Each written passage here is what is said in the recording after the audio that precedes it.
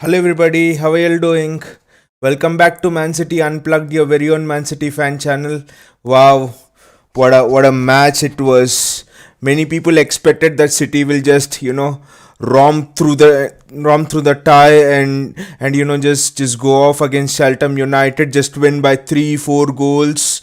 The last few times City faced a lower league opposition below the Premier League, the aggregate was 26-4 in favor of City. So everyone thought that it would be a straightforward tie, but nothing about this tie was actually straightforward. City were like 1-0 down. We failed to create any chances in the first half, any notable chances. It needed Cheltenham to actually wake us up before we got anything going. That goal actually woke Pep Guardiola up. He changed he changed the formation. He got Gundogan into play. He got Cancelo into play before we really started going. Pep started with a 4-4-2 formation, which I initially thought was, it was not working in the first half. It was apparent to see we were not creating much. More than we were not creating much, I would say that Cheltenham played really well. First of all, congratulations to Cheltenham. It was not about whether they won the tie or lost the tie and anything like that. They put up a really brave front, I should say. They really gave everything that was there, that they could do in the context. On another day, maybe they would have even won the context, and what a story it would have been. At 45 minutes in the tie, at the 40-minute mark, there were fireworks bursting outside the ground, and the referee stopped the play for 5 minutes or so. So that showed actually how much this meant to the Cheltenham fans. They couldn't they couldn't even dream of that they could keep City at bay for 40 minutes without conceding. So let's go and look at the rating of the players. Jack Steffen didn't have anything to do, absolutely. He made one good save at his near post, but then the ball was already going out, and then he couldn't have done anything for the goal. The strike was excellent. The goal was the mistake of a defender, which I'll come to in the later. Uh, his footwork was excellent.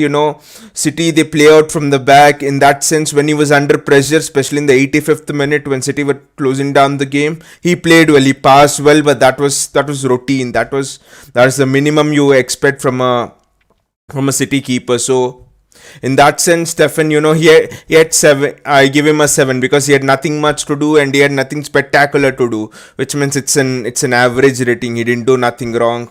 Now the first surprise of the game, Harwood Bellis.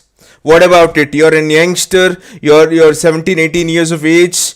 You're training in the academy. You've come through the youth levels, playing centre back all your life, and suddenly you get thrown into the right back in an FA Cup game away. That is Pep Guardiola for you. Phil Foden was thrown in at left back. As midfield player was thrown in at left back couple of years ago. So Pep Guardiola, he wants his players to learn every position, especially the young players who are coming from the academy. So Howard Bellis, he adapted well to that position, the right back. He didn't go forward as much. He was not an attacking threat, I would say. He didn't get balls into the box and all of that. I mean, that is expected. He's a central defender.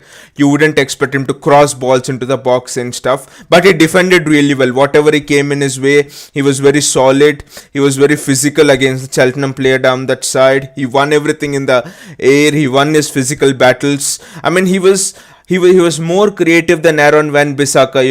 United fans say Aaron Van Bissaka is the best fullback in the league and all of that. Then Harwood Bellis is even better, I would say, because both of them don't go forward, and Harwood Bellis, he defended well and he went more forward than Aaron Van Bissaka.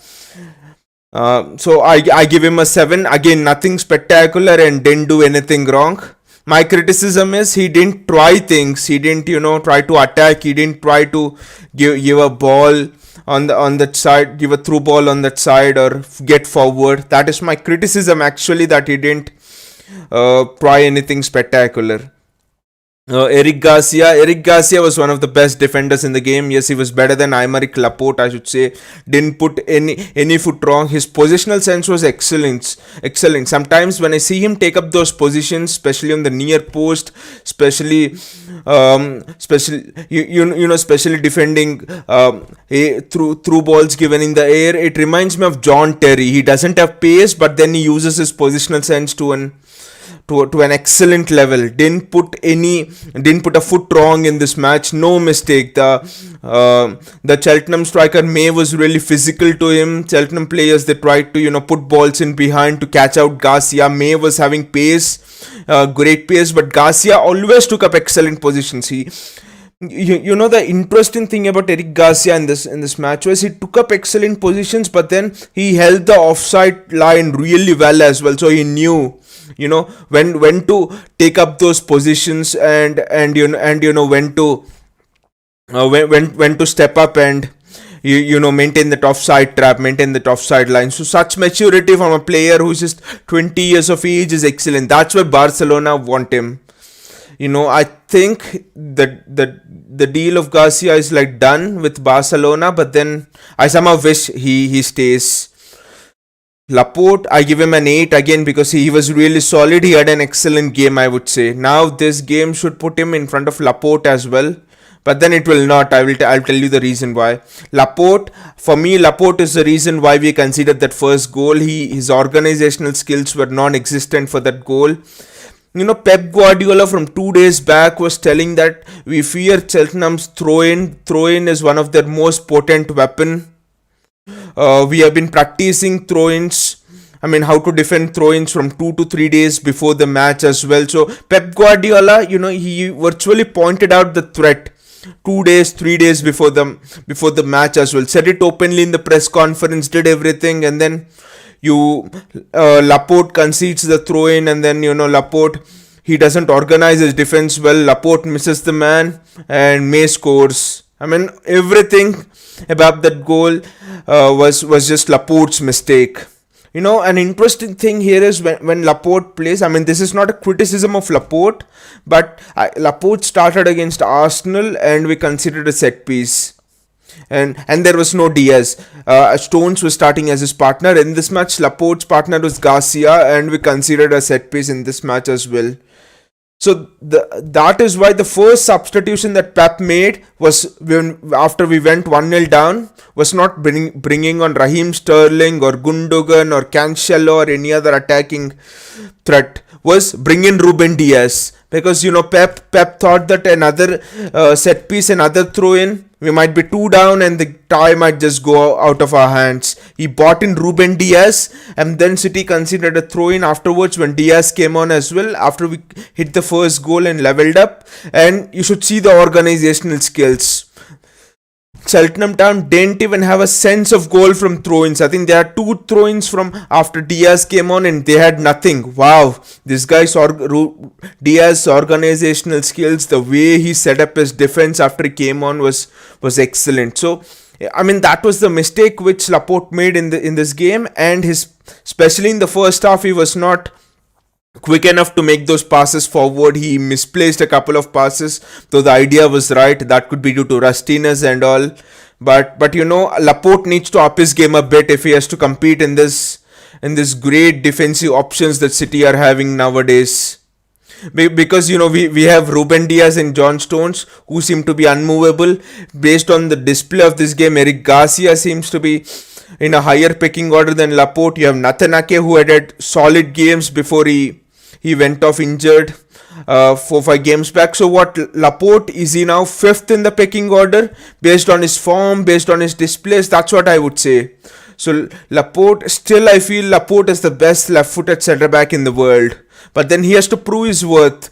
Pep Guardiola doesn't pick teams based on names. Even if Lionel Messi is out of form, Pep Guardiola doesn't think a moment to just put him out if he thinks another player is playing well in his position. So Pep Guardiola doesn't pick teams based on reputations, based on name, based on all of those things, based on abilities. He picks teams based on the current form. He picks teams based on the current ethos, the current passion that you're showing towards playing your game. And that's where I honestly feel that Laporte is fifth in the pecking order. He has to go put his head down and work hard. Because whenever he's playing the set piece that is getting conceded, he is the leader in the defense today, no doubt about it. Lack of his organizational skill and the fact that his mistake as well led to the goal, it just speaks volumes about it. Again, nothing too wrong, but then with Laporte is at the level of Van Dijk, like I was saying. So you expect much better. You expect at least an 8 every game with those ilks of defenders, and Laporte now has an uphill task to climb. Actually, he might not have an uphill task to get into this team, and I'll tell you why after I complete the rating for Mendy. So Benjamin Mendy for me it's a strange one. On another night, Benjamin Mendy would have been celebrating a goal on his return after 15 minutes. He would have been given the man of the match for his performance and all of that. It was a great strike, and credit to the Cheltenham defender that it was. You should just go and look back at the strike and you'll think how it didn't go in. But then apart from the strike, Mendy, defensively I thought Mendy was again a bit frail, again a bit susceptible. Again, Cheltenham sensed that there was an opportunity. More than Harvard Bellis, Cheltenham sensed that there was an opportunity on Mendy's side. Couple of the crosses Mendy gave were excellent. He takes the ball on the volley and just crosses it into the box. Those are excellent things. But again, what do you expect from a left back at City is consistency. Mendy again put a few crosses, put a few passes wrong. He didn't choose his runs well forward, and then he misplaced a couple of crosses into the box. And again, defensively he looked susceptible.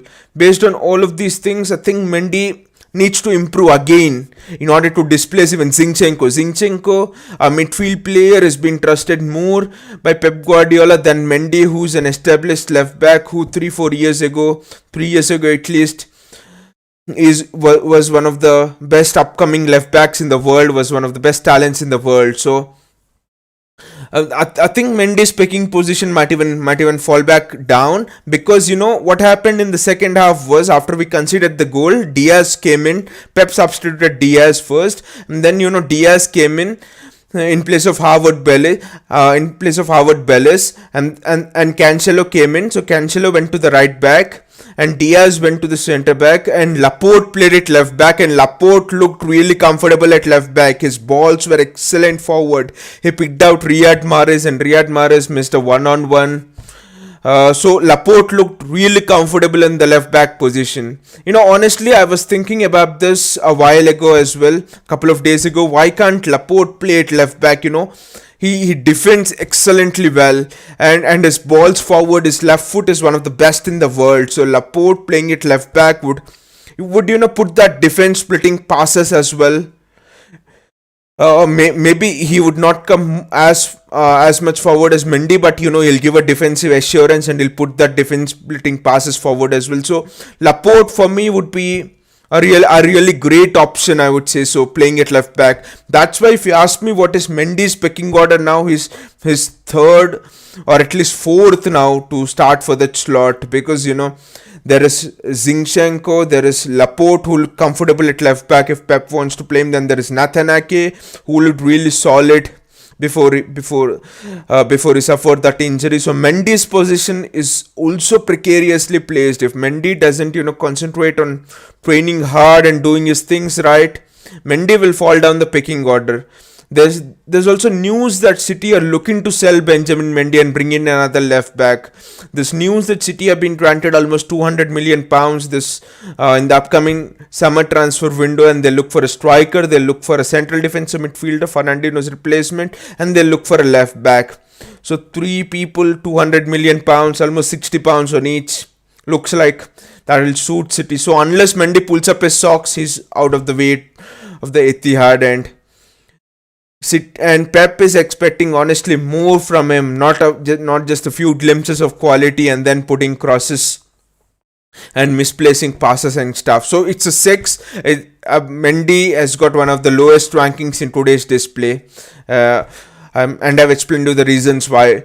Misplacing the crosses, was not showing almost the attitude to break down the defense, was careless in possession, didn't play the 1-2s well around the edge of the box, led to the breakdown in City's attacking rhythm a couple of times in the first half, led to a breakdown in those beautiful triangles that City's players, like to play around the edge of the box on that left hand side. Mendy, Foden, for example, or Mendy, Foden, Torres.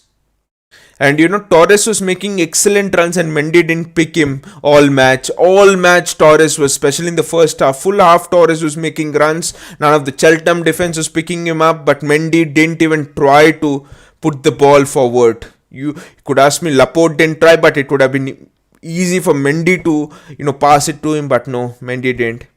6 for Mendy, one of the poorest displays of today's match. Mahrez, here comes another poor display for you. A companion to Mendy, Mahrez, he was so wasteful in possession. He went one-on-one.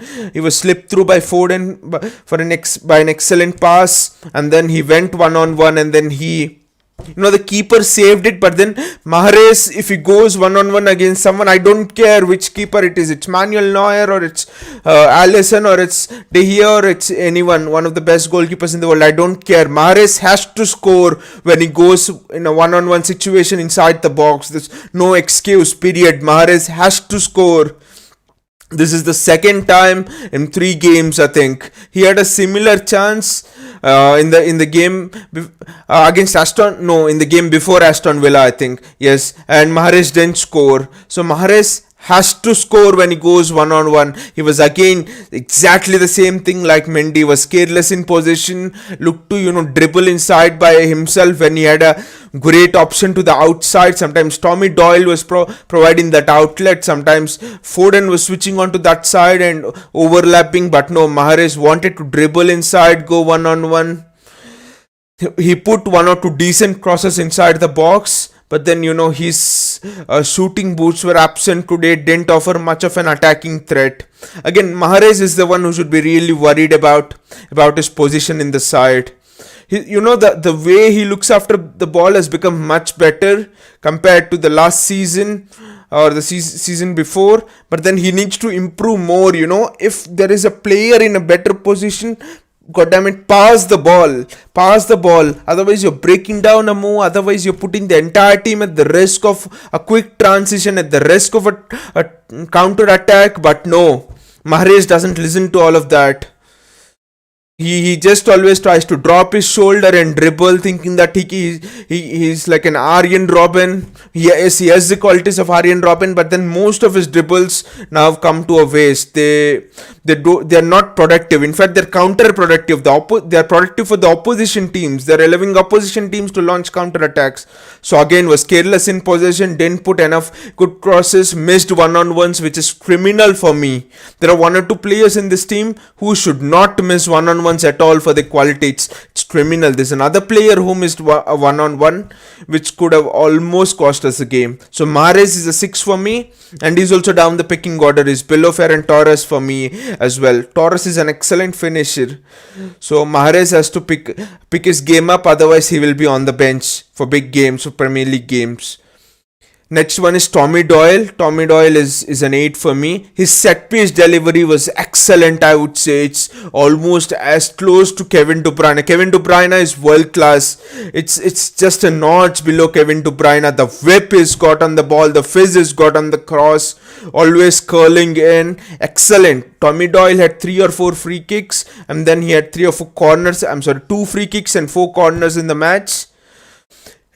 Every time the set piece delivery was excellent. It was just enough players didn't attack the set piece, but other than that, it was just excellent. The set piece delivery was excellent. The way he was trying to put in Riyad Mahrez on the right hand side, the way he was trying to give aerial through balls to the players, the way he was trying to find Jesus when he was making that runs beyond the back 4, his passing was excellent. For me, he reminded a bit of Pirlo, the way he passes the ball, the way he moves around the pitch.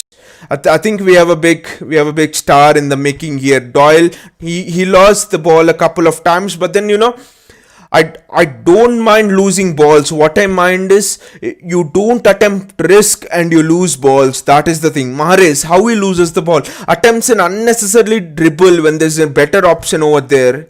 Now Doyle, he tries to get through the midfield and he tries risky passes. That is fine for me. That you attempt a risky pass and you lose the ball, that is fine for me. That is fine for Pep as well. Because you're at least trying to create something for the team. You're not being careless. So Tommy Doyle is an 8 for me. We have a potential star in the making. I think if Pep can risk it a bit more, he is a successor to Fernandinho for me. I think he's better than Rodri in the way he switches the ball, and the switch of play by Tommy Doyle was also excellent, I should say. So he switches the play better than Rodri. He's a bit more mobile than Rodri, but defensively is maybe not as good as Rodri. But Tommy Doyle is an 8 for me. I see him as a future first team starter for City, at least in 1-2 years. In the next 1-2 years, I should say. And I hope that Pep starts him in every FA Cup game and gives him a few minutes in the Premier League game if it is possible. Next is Fernandinho. Fernandinho, as his getting to the end of his career, is rolling back those years. Fernandinho for me is getting to be someone like who's like a fine wine. As the years go by, he's getting better and better. Another excellent vintage display from Fernandinho. He's still one of the best CDMs in the Premier League for me. He's in the top 2 CDMs in the Premier League for me. He's excellent. His organizational skills, his command in the box, the way he bossed the midfield. Fernandinho bossed the midfield single-handedly. In the second half, Fernandinho, after City went a goal down, Pep immediately pointed towards Fernandinho and said, "Go in that holding role. Yes, you will be holding alone." He managed, the entire midfield alone for that last 20 minutes with runners running on either side of him. Vintage Fernandinho display, which switched the play excellently well. Again, my one criticism of Rodri, he doesn't switch the play, but Fernandinho just switches the play in the blink of an eye, knows when to take a shot, knows when to slip players through. Excellent matured display, didn't lose a tackle, didn't put a foot wrong.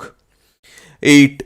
He gets an 8 for me. For me, if Fernandinho can maintain his fitness all the big games against Liverpool, against Spurs and all of those things, he should be starting. He can still hold the midfield alone against the likes of Salah, Mane and all of those things as well.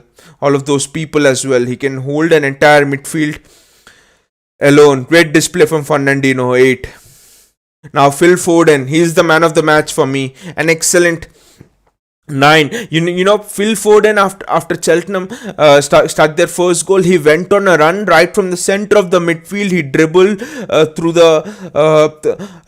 he dribbled through the right hand side of Cheltenham and he went into the box. He dribbled past 5-6 players, I think, and went into the box. What a run! What a player! It was just like someone sliding through thin ice. It was just like a gazelle floating in the air. It was just wow. When a gazelle runs, how it's just like floating on the ground. That's what Phil Foden was like, floating like a bee through all of the Cheltenham's players. He was excellent. For me, I think Foden will become a bigger player than Iniesta as well. At least he'll be at the level of Iniesta, or he'll become a bigger player based on today's display. 19-20 years of age, you're taking the responsibility for attacking the entire opposition team on your own shoulders. Single-handed attack.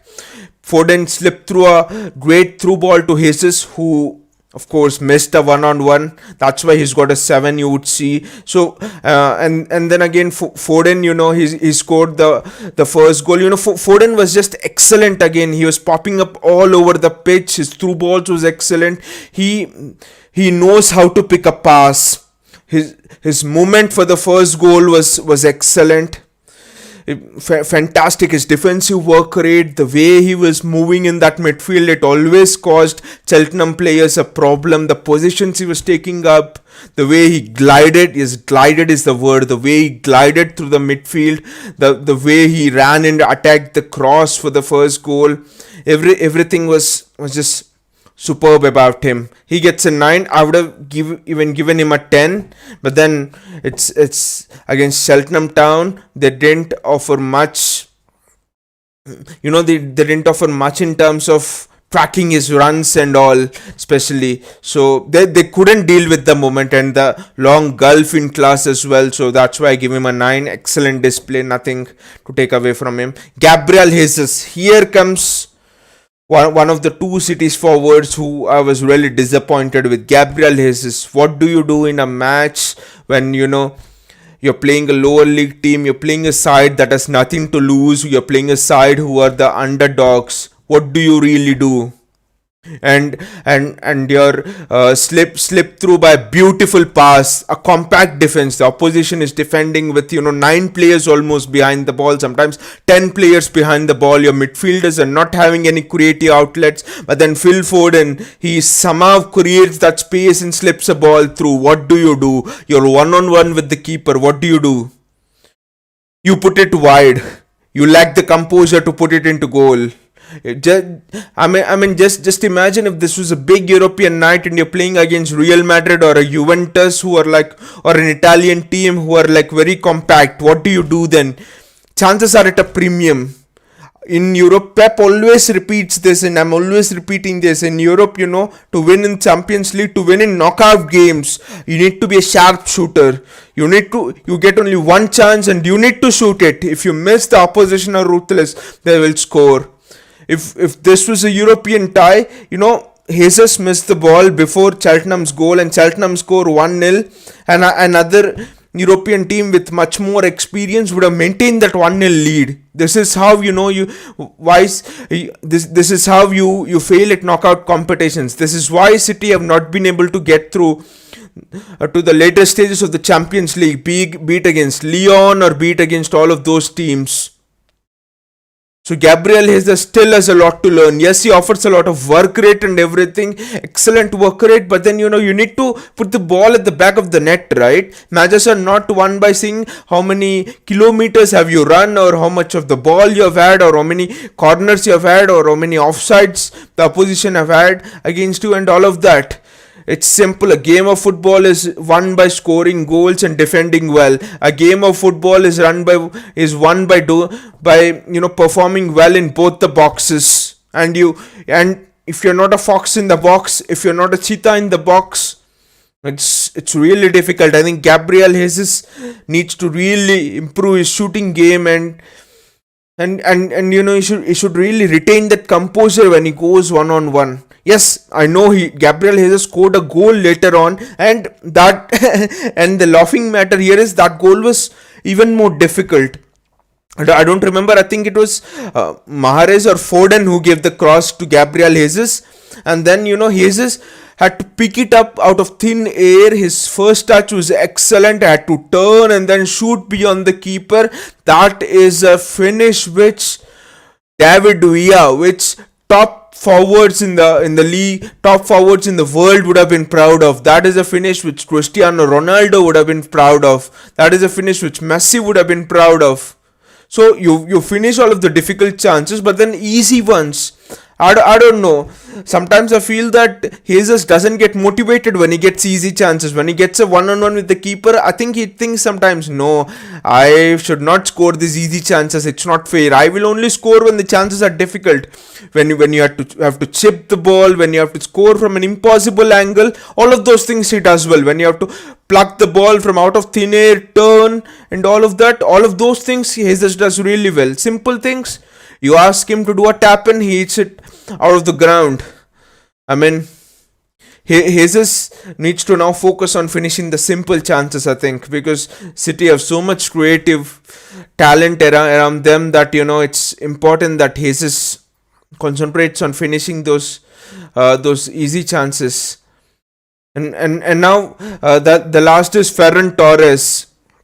Ferran Torres for me had a strange game, especially in the first half. Ferran Torres was making those runs behind the Cheltenham defenders, but no one was giving him the ball, no one was passing him the ball. That was the thing.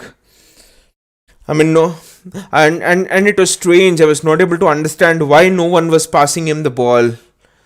But then in the second half, Pep changed the formation, and then Ferran Torres, Pep played a 4-1-4-1. Jesus up front, and Ferran Torres, joined in the midfield and all of those things. And then he looked better, as he got more of the ball, he grew into the game. But then my only criticism of Ferran Torres is, you see here, he gets a 7. It's because he didn't look after the ball well again, which was my problem with Mahrez. He gave away certain needless. He gave away the ball needlessly in conditions which were not required at all. He took his goal excellently. His movement and everything were excellent. Unlike Jesus, Torres finishing is excellent. The only thing about Jesus is he needs to work a bit more on playing those 1-2s, retaining the ball better, having great composure on the ball and everything, and all of those things. Otherwise, for me, Torres had a really good game, a neat finish from him. For him, that's why I give Torres a 7. Overall, I gave Pep Guardiola 7. He got it wrong. In the first half, the 4-4-2 formation was not working. But then credit to him, he changed it in the second half, and it really became better, I should say. It instantly became better, bringing on Cancelo, Gundogan, Diaz, and all three were excellent. Overall, it was a lesson for Pep Guardiola as well, and it's a big lesson for Manchester City as well.